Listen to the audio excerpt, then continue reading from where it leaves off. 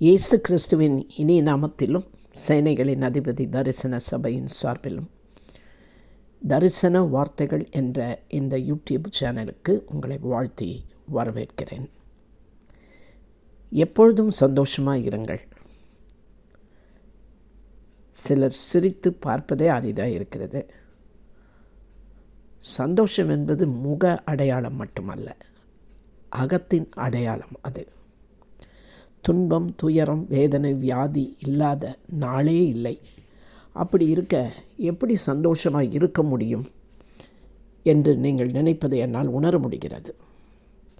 பரிசுத்த வேதாகமத்திலே ஆபகுக் என்ற தீர்க்கதரிசியின் புஸ்தகம் 3ஆம் அதிகாரம் 17-18 வசனங்களை வாசித்தால், அத்திமரம் துளிர் விடாமல் போனாலும் என்று அவர் காலத்தில் எழுதியிருக்கார். நம் காலத்தின் அர்த்தத்தை எடுத்தார். நாட்டு மக்களுக்கு நன்மை செய்யும் நல்ல அரசாங்கம் இல்லாமல் போனாலும், திராட்சை செடியில் பலன் இல்லாமல் போனாலும், அதாவது திராட்சை செடி என்பது குடும்பத்தை குறிக்கிறது. குடும்ப வாழ்க்கையில் திருப்தியோ பிள்ளைகளின் மூலம் சமாதானமோ சந்தோஷமோ இல்லாமல் போனாலும், வயலில் தானியங்கள் விளையாமற் போனாலும், அப்படி என்றால்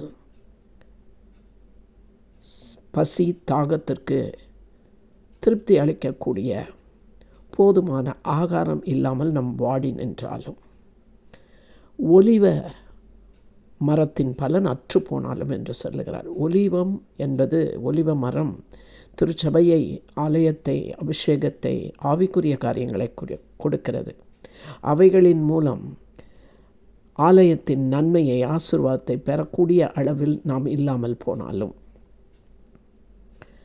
கிடையில் ஆட்டு மந்தைகள் முதலற்று போனாலும், தொழுவத்தில் மாடு இல்லாமல் போனாலும், அப்படி என்றால் வியாபாரத்தில் நல்ல வருமானம் இல்லாமல் கஷ்டத்தினாலும் நஷ்டத்தினாலும், நம்ம பேங்க்லேயோ நம்ம பர்ஸ்லேயோ, ஈவன் கிச்சனில் இருக்க கடுகு டப்பாவில் கூட காசு இல்லாமல் போனாலும், நான் கர்த்தருக்குள் மனமகிழ்ச்சியாயிருப்பேன், என் ரட்சிப்பின் தேவனுக்குள் களி கூறுவேன், அப்பொழுது என் கால்களை மான் கால்கள் போலாக்கி உயரமான ஸ்தலங்களில் என்னை நடக்க பண்ணுவார் என்ற அருமையாய் எழுதி வைத்திருக்கிறார். நமக்கு தேவையானது கிடைக்காமல் போனாலும் நாம் தேவனை துதிக்க பழக வேண்டும். அப்பொழுது இழந்த அனைத்தையும், வாஞ்சித்த அனைத்தையும் நாம் பெற்றுக்கொள்ள முடியும். அப்பொழுது சந்தோஷம் தானாய் வரும். பவுல் அப்போஸ்தலன் என்பவர் வேதத்திலே எழுதுகிறார், சந்தோஷமாய் இருங்கள், கர்த்தருக்குள் சந்தோஷமாய் இருங்கள், சந்தோஷமாய் இருங்கள் என்று மறுபடியும் சொல்லுகிறேன் என்று எழுதுகிறார். இதை எழுதுகிற இவர் எப்படிப்பட்ட சூழ்நிலையில் இருந்தார்? உபத்திரவம், வியாகுலம், வருத்தம், துன்பம், பசி, நிர்வாணம், நாசம், பட்டயம், அதிகமாய் சவுக்கடிகளை வாங்கியவர், மிலாறுகளினால் அடிப்பட்டவர், கல்லெறியப்பட்டவர், கப்பல் சேதத்தினாலும், ஆறுகளிலும் கள்ளர்களின் மூலமாகவும், சுய ஜனங்களின் மூலமாகவும், வனாந்திரத்திலும் சமுத்திரத்திலும் கள்ள சகோதரர்கள் மூலமாகவும் மோசங்களை அடைந்தவர். அநேக முறை கண்விழிப்புகளும் பசித்தாகமும் உபவாசமும் குளிரும் நிர்வாணமும் கவலையும் பலவீனமும் இருந்தது. அது மாத்திரமல்ல, அவர் காவலில் இருந்து கொண்டு இந்த வார்த்தைகளை எழுதியிருக்கிறார். தேவனை எக்காலத்திலும் துதிக்கும்போது, ஸ்தோத்திரிக்கும்போது சிறுமைப்பட்டவர்கள் அதை கேட்டு மகிழ்வார்கள் என்று வேதம் சொல்லுகிறது. சிறுமைப்பட்டவர்கள் கூட துதிக்கும்போது மகிழ்வார்கள். கர்த்தரை நம்புகிற நீங்கள் புலம்புவீர்கள், உலகம் என்னமோ சந்தோஷமாக இருக்கும், நீங்கள் துக்கப்படுவீர்கள். ஆனாலும் வேதம் சொல்கிறது, உங்கள் துக்கம் சந்தோஷமாய் மாறும். உங்கள் சந்தோஷத்தை ஒருவனும் உங்களிடத்திலிருந்து எடுத்து போட முடியாது என்று வாக்களிக்கிறது வேதம்.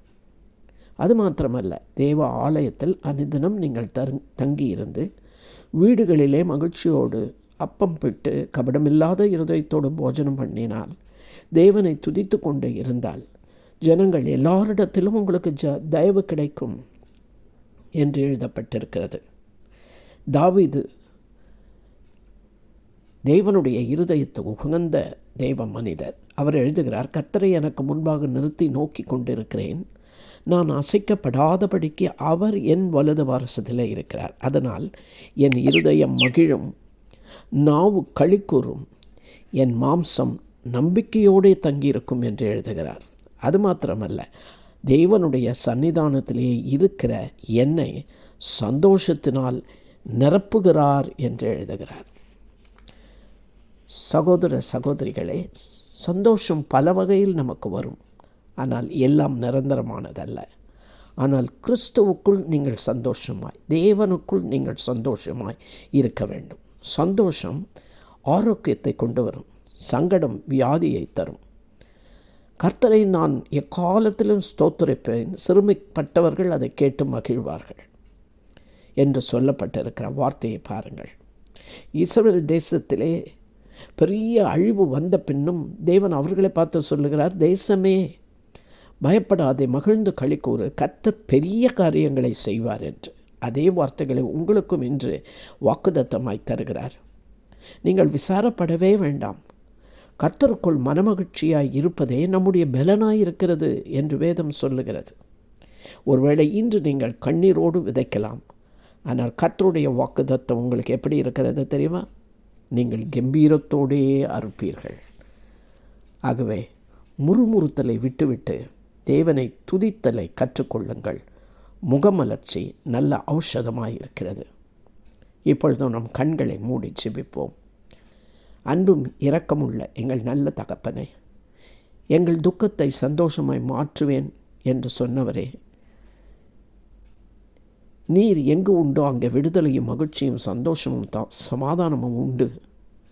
இன்று சந்தோஷம் இல்லாமல் கண்ணீரோடும் கம்பளையுமாய் இருக்கும் உம் பிள்ளைகளை நோக்கி பார்ப்பீராக. சத்ரு அவர்களுடைய மனமகிழ்ச்சியை திருடி போடாமல் உம்முடைய பரலோக சந்தோஷத்தினால் அவர்களுடைய இல்லத்தையும் உள்ளத்தையும் நீர் நிரப்பும்படியாக உம்முடைய பாதத்தில் வந்து இந்த ஜெப விண்ணப்பத்தை ஏறெடுக்கிறோம். கர்த்தர் எங்களுக்கு பதிலளிப்பீராக. இயேசுவின் மூலம் ஜெபிக்கிறோம் எங்கள் நல்ல பிதாவே. ஆமேன், ஆமேன். இந்த செய்தி உங்கள் அனைவருக்கும் ஆசீர்வாதமாக இருந்திருக்கும் என்று நம்புகிறேன். இதை லைக் பண்ணி, ஷேர் பண்ணி, சப்ஸ்கிரைப் பண்ணாதவர்கள் சப்ஸ்கிரைப் பண்ணுங்கள். கர்த்தர் உங்கள் அனைவரையும் ஆசீர்வதிப்பாராக.